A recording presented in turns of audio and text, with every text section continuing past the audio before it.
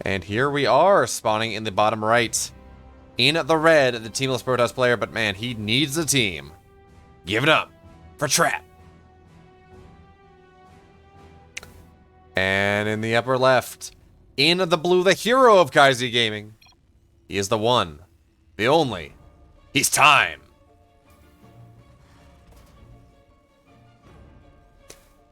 So, of course, this series was from the first round of the MLM League number 214, which by itself, as I said a minute ago, is absolutely insane.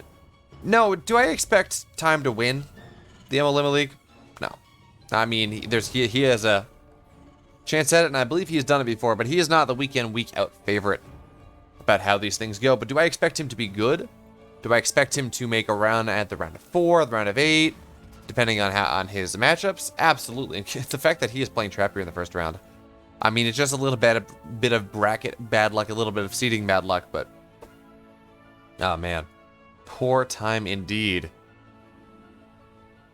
He does not have time for this, or something like that. Yeah, sure, that's how it goes. But anyway, so what do we got here? It looks like we're gonna see a Reaper expand coming on in from Time. And Trap going for a low ground gate here as he looks to get that Cybercore expand coming on in. Not the weirdest thing. So you often will see, of course, see that you'll see the gate and the Cybercore get started on the high ground in a lot of games. But hey, this makes sense on this map. It's a relatively small choke, and putting the buildings here does not really put them in range of some extreme siege where they're going to lose a whole lot rather quickly. So a Gate Cyber expand coming on in here, low ground Gate Cyber. And that's where we're going to go for. Now, that doesn't mean this Reaper will be able to get on into the main base, but I guess this also means that Trap is not really looking for anything too crazy, too zany. Now, he's not trying to really hide his tech. The Reaper and the Probe, perfectly timed, will bypass the Reaper. So Trap will get a secondary scout here. Maybe going to be able to get a little bit more annoying on the SCV that is building this command center. But okay, yeah. So he's just going to keep poking away at these things. And the Marine, well, the Marine's going to show up, which means this Probe has to go away, and it will be able to escape. Assuming that, yeah, there we go. And on the other side of the map, of course, the Reaper Adept shenanigans are going to go on, but Reaper Hellion, or I should say the Adept, not going to be able to get 2 shots off. And, well, away we go. Okay, the Probe is dead. I said he was going to be able to escape, and I lied. But, well, with the Reaper here, that has bought time for the SCV to be able to complete this command center, even if it was delayed just a little bit. So yes, the SCV is a little low, but it does find itself here. So hey, well, at least I can deny mining. That's gonna be what the goal is here for now. And yeah, this Reaper is actually doing just a really good job of being a little bit annoying. But of course, behind this, we should see we're gonna see some number of gates coupled with Blink coming on up from Trap in this game. And the Reaper should be able to get in and spout that. Well, at the very least, we'll see the Robo. And there we go. The Twilight Council has been scouted, so well, the Reaper's aware of what's up, but actually, yeah, though, this is not Blanket up whatsoever. This is Dark Shrine coming on up here, and I like that little bit of change of plans. But this Reaper will be able to scout. No, he won't. Time getting a little bit presumptuous with this guy. This is, oh, hey, you still got the Twilight Council, but I do believe there is the potential here. He did see. Now it is hard to tell whether a Twilight Council is researching or not, but he did get a second look at it, and if he was looking really closely, he would have been able to see. The Twilight Council was not researching anything, which would allow him to know that, hey, DTs are on the way, and we already see a Raven on the way here, so Time well prepared for things. He says, okay, well, it's going to be hard for me to be too aggressive at the moment, I just don't have enough scans. Let's drop a third command center. I'm going to have the Raven for the defense, I'm going to have a tank, I'm not really worried about making sure I survive, and yeah, let's just get a third command center rather quickly. Which, of course, is interesting, because 99 games out of 100, I think I've cast TVP over the last several months, it's been 3 racks into +1 stim, combat shield timing, into a third command center. So the fact that we don't see that, well, that's a little bit of a difference here. But now that the Warp Prism is going to come on in, DTs are done, so we should see 2 DTs going to get warped in, and even a third. So there we go. 3 DTs are going to get warped on in here. And, okay, so yeah, there we go. One Dark Templar in the natural, 2 in the main, as does make sense. Now, the drop of the main is not going to get anything done here. Although, actually, that's not a lot of Marines. That's definitely something that the Dark Templar can fight against. And where's that second Dark Templar go? Okay. It's gonna get the tank. That's really nice. Okay, so the tank's gonna go down. Meanwhile, these DTs on the high ground are getting a decent amount of work done here. And this is the kind of game where that just does not feel good for a Terran player. I mean, these Dark Templar, they got 5 workers. They got a tank. They forced to scan even after time committed to a Raven, even after time committed to getting into this position, to buying these units that really are so that are so expensive that put him back maybe just a little. Now it looks like we're going to get an Archon drop coming on in here. I do like this. Now, this is a little bit questionable with the Raven on in, but how much energy do we have on the Raven? Not enough for the Disable. Not quite yet. So now we're going to have, looks like a DT running on into the natural as the Dark, as a single Archon drop coming on into the main base. Okay, there we go. I guess there was a 4th Dark Templar that was warped in at home. So we're going to see double Archon drop coming on in here. And with 2 Archons, this Warp Prism realistically can just Bulldog on top of that, on top of the Viking and take it out, but that's not exactly what Trap's play is going to be here.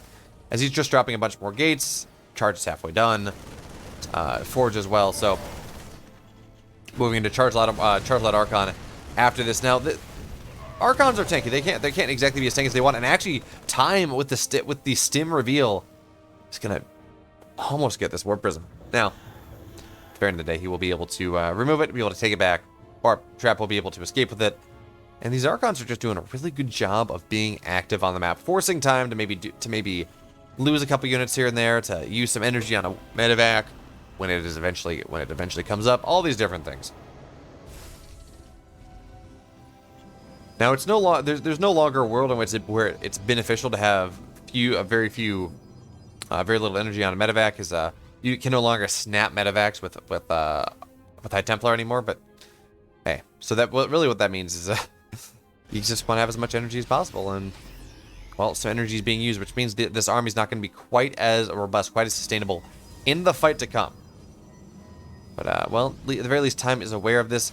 He knows his army is out of position, cycling over to make sure that he is back in position. We have 1 tank, a couple Widow Mines, so he does have kind of what he needs. But we're going to see these the Widow Mines get targeted down immediately. But with the tank here and the nice buffer of auto turrets, well, it's going to be a little bit difficult. But these force fields are going to be really good here. A little bit of Time's army is going to disappear in an instant. But that supply lead that Trap had, that supply lead that he had going on into this, it is falling apart here. And the Archons, sure, they're tanking really well, and they're going to get the Raven. Actually, this one Archon's going to survive. So suddenly, this fight that looked like, man, maybe Time's holding. No, it looks a lot better now as the tank's going to go down now. SCVs have been pulled, so the Archon will go down. But hey, oh, and the Widow Mine shot here's going to go. Actually, no, we're nice to be targeted there from our blue Terran player. But these Zealots are doing such a good job. 13 SCVs go down. Meanwhile, Trap, he's got a 4th base on the way. 2-1, or I should say +1 armor is just about done here. So he's keeping up with upgrades, getting even a little bit ahead, as of course the armory is not done yet. It looks like he's just sticking onto this tech path for the moment, adding 3 more gateways as he just continues onto that explosion of gates, going up to a grand total of 9 total gateways. So that's a lot of gates. That is a lot of reinforcement potential. That is a lot of Zealots potentially.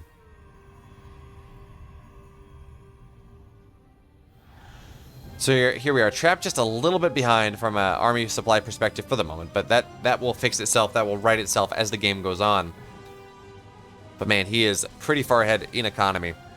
We'll take a look at the graph here. Now, he did spike for a moment, but Time's done a pretty good job of rebuilding his SCP supply. But you gotta remember, these spikes that it brings it back to even, that's only because 4 mules are being dropped. Well, that means no detection later on. Especially with the Raven going down, I would not be surprised to see Trap, yeah, move the Warp Prism about, drop a couple DTs on in. Oh, but looks like that is interesting. So we have these 2 High Templar in a Warp Prism. It's like, oh, he's going for a Storm Drop, but he's not. Because, well, there's no Storm. And I don't know whether this is an oversight from Trap here, or he's trying to snap down the energy of some medevacs, or what. But, I don't know. This is an interesting play here. You have to keep an eye on that as, of course, Time's army moving in on the right-hand side. There we have the High Templar coming on in. And, Trap realizes that he does not have Storm, and there we go. Widow Mine will be able to kill that off. That's a rather pricey thing to lose. But of course, now we have the fight on the right-hand side. Nice splits here. We'll be able to prevent most of the Zealots from dying, but this is still not the best fight. And Storm has now been started, but Storm is still a ways away, as there is a drop into the 3rd base here 3 Widow Mines coming on in, and 15 probes going down. So yeah, all that damage that Time took earlier on, he has now returned it in spades, and he's sitting here at a rather significant army supply lead as well. So yes, Trap is an upgrade lead for the moment, but upgrades only matter if your armies are relatively equal. When you're in a situation where Time is in, where your army is so much bigger, well, that becomes a little bit problematic. But there's a lot of zealots coming on in here to try to deal with things. And these, yeah, okay, the Widow Mines won't even get anything done. Of course, that is we have a second bit of an army coming on in, and Time just trying to drop everywhere. So we have the drop come on in the main base. We'll take a look at that in a second. And there we go. The drop's going to come on into the main base here. Drop on top of the Twilight Council, on top of the Stark Shrine. But really, the goal is probes, as we have these defensive High Templars that I guess their goal is for storms. But, well, considering there is no storm done, or it's only done just now, they're just going to snap down some feedbacks on things. And there we have the storm coming on in. And that's actually going to do a really good job of cleaning everything else up. But of course, Time, he's got to drop here into the third base as well. 12 more workers are going down. Time is just everywhere in this game, really making Time seem to go slowly. And yeah, eventually this drop will get cleaned up. But Trap, he's lost 34 probes in the span of like a minute. He is sitting here. He is up an upgrade, but he's down rather significantly in supply, although his army supply is only just about down 20. And it looks like he's decided that it is his turn for him to get aggressive on the map here, as he does have Storm done. He does have that upgrade lead for the time being. And his army, I mean, there's a lot of beef to this army, as it looks like he just caught a decent amount of Marauders or a rally on the map here. But now we have the army coming on in, and this is a lot of Widow Mines. Not exactly an easy thing to fight into, but Trap did a great job of baiting off, what is that, 3 Widow Mine shots for not a whole lot of gain.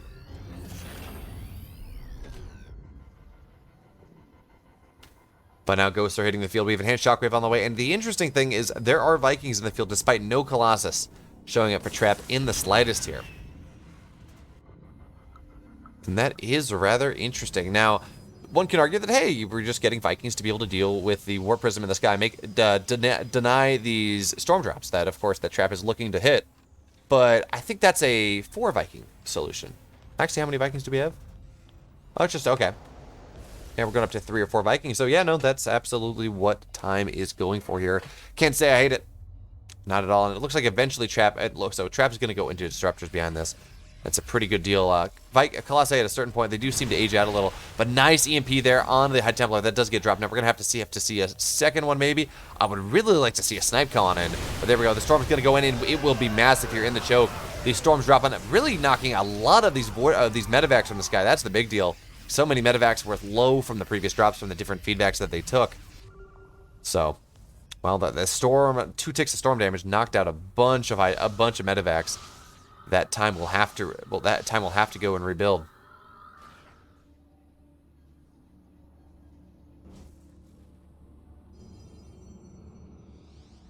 All right, so now Trap getting aggressive on the map once again, and he is in a great position to find a good portion of our Blue Terran's army. And the Storm's going to come on in, and the Storm's just going to blanket the army so much that this is just going to go down.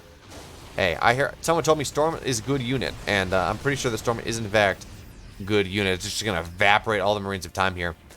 And interestingly enough, we don't see a move into that many more Marauders. It's just Marines and Ghosts coming on out here. And I guess the one part that makes sense. I mean, Ghosts are pretty gas heavy. Marines are they just cost minerals. But I mean, this is 8 gas, so, well, soon will be 8 gas, so maybe we'll see something there. But yeah, we're kind of hitting the point of the game where Marines aren't that great. I mean, they're still okay because there are a lot of Zealots on the field, but they're not that great. Nice scan there. Of course, Time now aware of the fact that there are Colossi on the field, so he will continue his Viking production. There we go, even going into a second starport here to accelerate that production. We might start to see some Liberator play coming in. There we go, there are the Marauders. I'm really going to see just that little bit of extra beef that makes them survive storms, whatever, be able to micro out of things and be in a much better position, because one Marauder is about 3 Marines worth of HP pool. Now, 2.5 Marines coming on in. All right, nice Widow Mine. We'll be able to, yeah, there we go, just knock down some of the shield, do a little damage to the Immortal. Could have been better, but could have been worse too, so I don't think Time is going to be sad about that, as now his army is, his Trap's army is marauding across the map. That is a lot of Archon. There's a lot of beef to that army here. But now it looks like Time's going to get a full 360-degree surround as we're going to see some storms in some of the chokes. Okay, the Warp Prism is getting targeted, and only 2 storms coming on out of it here. But so it looks like Trap is winning the fight on the right-hand side, but Time is going to win the fight on the left-hand side rather significantly. And so many of these Colossi are going to go down, but you know what? I don't think this is good enough for Time here. If we look at the supplies, look at the supplies, Todd. Well, Trap still has an army. Time, he's got 4 Marauders and a bunch of Medivacs. He has relatively even supply count for the moment, but again, a lot of that is in the Medivacs. Great supplemental units, but they're not things that can actually fight well. And couple that with the fact that Storm is done, or I should say there is still 1 High Templar with Storm existing on the map, so that's a lot of damage potential here. So now Trap, once again, he's warped in a ton more. We have Disruptors here, so yeah, he lost a lot of splash damage, but he still has 2 types of splash damage. The Disruptors, they're just going to do a really good job zoning the Terran as these storms are going to just land on top of these SCVs, make it so the repair is not possible. Now that storm will not be all that great, but there is one more where that came from, and Time's going to lose a base. Now, when we sit back and take stock of the game state for a minute, Time lost a base. He's sitting here on 4 bases. Trap is on 5 bases. Well, soon to be 5 bases. Soon to be 6 bases, excuse me. He is on 5. So Trap, he's got that economic lead that he would be looking for. As we even have observer speed coming on into the map here. Now the EMPs are going to go down, and another Warp Prism is going to go down here, but the storms are going to land pretty nicely. And once again, it looks like Trap is going to carry the fight. Up 30 army supply here. He will find this 4th base of Time and just take it down. The Disruptor Shot is going to go and force the Terran army out for the moment. And now this means that Trap can fight the army, not just, well, just not the planetary. And GG. Trap took too good of a fight there. And Time is going to fall down in game number 1. Now, I would love to say I'm surprised, but, well, Trap is one of the all-time great. Trap has, I think, the all-time best PvT win rate of any Korean player. Parting may have something to say about that, but otherwise, yeah, it's either Trap or Parting. And I think in terms of current form, Trap is just doing a little bit better. But hey, you know what? This is a best of 3. That means Time has an opportunity to get things back. And game number 2 will be on Oxide. That's where we get coming on in here. We're all loaded up. So let's go. And in the bottom left, in the red, for himself and himself alone, it's Time.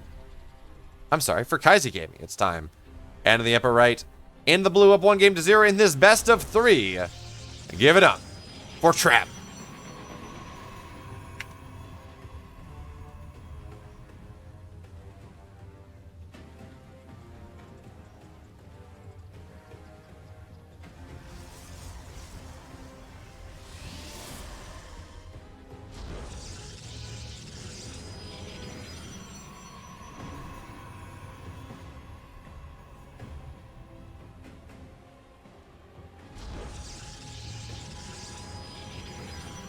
So really, our big question here is what are we going to see in this game 2? So game number 1, well, Trap went for a DT drop that actually did far too much damage. I mean, I'd say, hey, Bayo, that was only 5 SCVs. And he got a tank, sure, okay, but I mean, it's army trade. But you got to remember, he committed hard. He got the Raven. He said, I'm going to turtle up here. I'm going to just find myself an economic advantage. And, well, that didn't really work out for him. Losing 5 SCVs when you decide to turtle up like that, when you decide to the Raven, decide to make that commitment. Well, it's not nearly as nice as, say, just holding with scans and losing 5 SCVs. Well, you can do it. It's not as expensive, does not delay your tech quite as much. So that meant, of course, Time didn't have the agency on the map that he would have liked, and, well, he still took damage from it. So Trap got himself in the smallest of leads going on in there, and it just steamrolled more and more, although losing 2 High Templar for a Storm drop, that wasn't really part of the play, especially when Storm wasn't even done. Yeah, that... not exactly what you're looking for from the teamless Protoss player, but hey, we all make mistakes. We got a great game out of it anyways. And now we're moving on to game 2.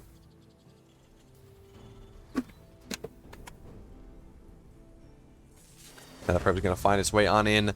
Just maybe do a little bit of harassment. And of course, any damage, any delay that the probe can do Oh, he's going to get the SCV. He's going to get the... Oh, no, the attack command. That SCV was absolutely going to go down there. Trap had the opportunity, but did not take it, unfortunately for him. Now, at the end of the day, does losing a single SCV in the early game matter? I mean, a little. Of course, the earlier you kill the SCV, the better for you, but at the end of the world, not really. Much more of a morale killer than anything else.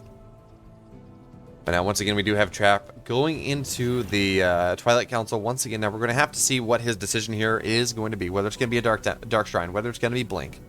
As the build is shaping up pretty much exactly the same build we saw in game number 1, but we're just going to have to keep our eyes on the gas count here for a little bit, whether it goes to 150 or whether it goes to 200. Of course, Blink versus Dark Shrine coming on in. Meanwhile, Time is going for a bit more standard of a build. I don't actually, you know, this is pretty much what he did last time. I guess the build bifurcates more at like 340, so we shall see. As now Blink's coming on in here, so Trap, he's playing the other version. He's playing one of the other versions of this build, maybe trying to catch Time off guard. But I mean, in all honesty, Time, did he get a Reaper? Time didn't really get a Reaper. He has a Hellion Scout. That's gonna look to maybe move across the map at some point, but no Reaper Scout. He has no idea what Trap is going for in this game, but Trap is going for, or I should say Time is going for a bit more aggressive option in this game number 2. We do have a second barracks coming on in before the third command center. This is actually, oh, who did I see do this? I think this is a Beyond build actually, where you go Widowmine drop into kind of a 2-1-1, and you get a similarly timed third command center. You get a little bit faster for the third command center. You get it around 630 instead of 730. And you still have a relatively decent pushing power here, as now we're going to see the Widowmine drop come in and actually be able to avoid all of these stalkers. Although I believe Trap was able to scout that, so the stalkers in the main base are already there, and yeah, this Widowmine drop should not get anything done. But this is a really good path that's taken. So actually, we'll be able to get on into the natural here. Trap is aware of things, and he's going to pull them. But there we go. One probe will go down, and the second one, yeah, not exactly going to be able to get the targeting. As we have Unburrow Micro coming on in here thick and fast. And Time says, okay, fine. I'll take the probe for Widowmine trade. I guess I can do that. But now, hey, on the other side of the map, this is the scary thing, as the drop is going to be found here as well. Really great warp-in position here from the blue Protoss player. Now it's going to be able to maybe try to find its way into the main base, and there's just not a whole lot to defend here. Now we have a Blink coming on up. It looks like we're going to see combat shields get targeted down. Stim is not even. Okay, Stim is further back. Okay, that makes sense. But combat shields are going to be denied, and now that nice pressure that Time is going to be able to hit in about a minute. Well, it's not going to be there anymore. It's not going to line up nearly as nice as now. The Blink's going to get on top of this bunker. Bunker will go down as well, so SCVs have to be pulled here, and there's just not a lot of bio. Not for bit. And yes, Stim is traditionally the end portion of this, but I mean, just look how much damage Trap is getting done. 7 workers have died already. He has denied combat shields. He's got a bunker, so that's a banked money that's not really going to be able to come back for Time here. He's killing more and more workers. He's shaving off the army, and yeah, they're medevacs now. Yeah, that means this army is a little bit chunkier, but Trap has lost almost no stalkers here. His Blink Micro's just been really good. So now he's starting to lose stalkers a little, as Stim is just about done. But 14 SCVs have gone down, and a bunch of army units as well. This is just a really, really good bit of pressure here from Trap, as he would just choose to take the fight. He says, yeah, you got Stim, I don't really care. I have shaved off enough, absolutely. 16 workers go down, we're just seeing more and more weapons here. As Trap says, okay, well, you know what, I'm going to take my third base. Now, this is committed, of course. This is, I believe, looks like we're seeing four gate Blink coming on in. So Trap does have to get the kind of damage he's getting here, especially with how delayed his third base is. But 16 workers, I'd say that's acceptable, absolutely, especially with how much he's been able to snipe away as well. As he does a great job, Blinks forward, gets one Marauder. Second one will get picked up by Time here, but it looks like he's going to trade a medevac. Oh, won't trade a medevac, but there we go. 4 more stalkers coming on in. Confirmed 4-gate stalker build coming in here. And if you just look at the army, Trap is doing a great job of keeping his army alive. SCVs are going to get pulled once again. There's just really not a whole lot here on the ground. I mean, yeah, it's only a 10 army supply lead, but these are in low army supply numbers, and more importantly, a lot of that is in medevacs. So 1 medevac will go down immediately. And yeah, the tank's going to siege up. Tank's doing a great job sieging up. That's exactly what you want to see. So low ground is defensible for the moment. But hey, 2 more gates on the way here. Third base is done, Colossus is on the way, and Trap has shown no intentions of stopping with this little bit of okay, not a little bit of pressure, a lot of pressure that he is now throwing on in here. Now, it's going to be difficult for him to really get back. The tank's in a really good position, so it's going to be hard for him to blink on top of it and kill it, but hey, high ground's available.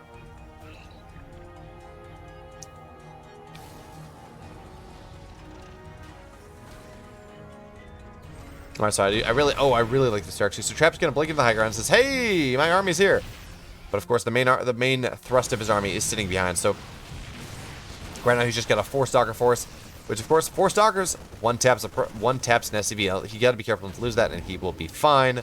Although we do see a couple of Marines that are going to be dropped off, and this War Prism is going to be, yep, there we go. We're going to see the recall coming on in. Great job from Time, making the best out of a really terrible situation.